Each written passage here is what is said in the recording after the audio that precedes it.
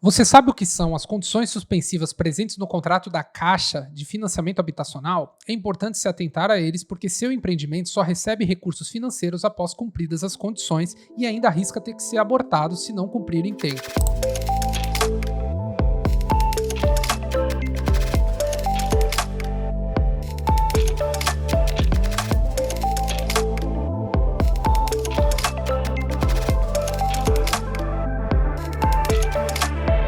Olá, sou Matheus, diretor de desenvolvimento do ERP Arx da Construção Civil, e hoje vamos falar de GERIC, explicando o que são as condições suspensivas do contrato da Caixa e quais são os principais itens que precisam ser cumpridos para liberar as primeiras parcelas de medição. A Caixa só vai liberar qualquer centavo do contrato do seu empreendimento depois que essas condições forem integralmente cumpridas. Normalmente, a Caixa estabelece no contrato que você tem 180 dias corridos, contados da data da assinatura do contrato, para cumprir essas condições. Caso você não cumpra, está abortado o contrato com a Caixa e todos os trâmites de meses que levaram à emissão do seu contrato devem começar da estaca zero. Então, incorporador, é importante se atentar a essas condições, pois é muito importante para o sucesso do seu empreendimento. Ocorre muito investimento para levar a incorporação até essa etapa e ninguém quer perder esse recurso investido. A primeira condição suspensiva muito comum é a comercialização mínima. Esse valor varia de obra para obra e vai constar no seu contrato, normalmente com 3 opções. A primeira é uma demanda percentual mínima de comercialização. Então, por comercialização, você precisa ter um adquirente com contrato assinado com a sua construtora, mas não necessariamente financiando junto à Caixa. A segunda, normalmente num percentual menor,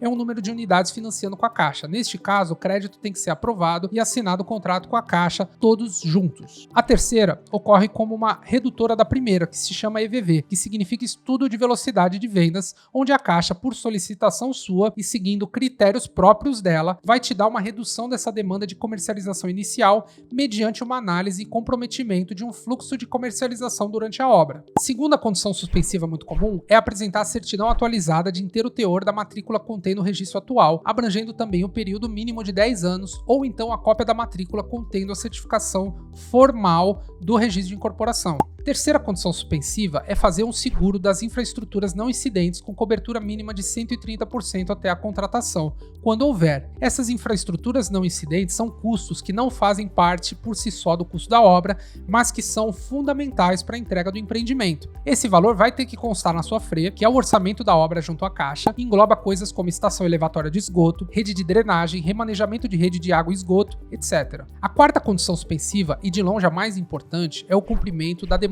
mínima. A demanda mínima é diferente do primeiro item que falamos, no qual é a comercialização mínima, porque a demanda mínima está diretamente ligada à matriz de conjugação, que é a forma que a Caixa compõe os valores para fechar o custo da sua obra dentro do risco dela. Neste caso, você vai ter um valor que é obrigado a repassar de imediato para cumprir essa cláusula. Já vi casos que foi R$200 mil de demanda mínima numa unidade de Minha Casa Minha Vida, até demandas de milhões de reais, que nesse caso, esse valor é composto 100% por PF aprovado, ou seja, financiamento habitacional de cliente de fato aprovado, assinado e desligado. Esses valores somados compõem na sua meta. Além das condições suspensivas, tem alguns outros requisitos contratuais para liberação de recursos por todo o contrato. Não ficar em dia com todos esses itens pode bloquear a liberação de recursos da obra. Para a primeira parcela, tem que ter apresentado o contrato assinado de financiamento do empreendimento junto com a certidão de registro no cartório. Segundo, efetuar a medição pela engenharia da Caixa para oferir o percentual físico de obra realizada no momento da contratação. Terceiro, comprovação pela área da engenharia da Caixa da regularidade da execução dos serviços de infra externa quando for o caso. Quarto item, instalação da placa de obra da Caixa em local visível no padrão de acordo com o seu tipo de contrato. Quinto item, apresentar alvará de construção da obra expedido pela Prefeitura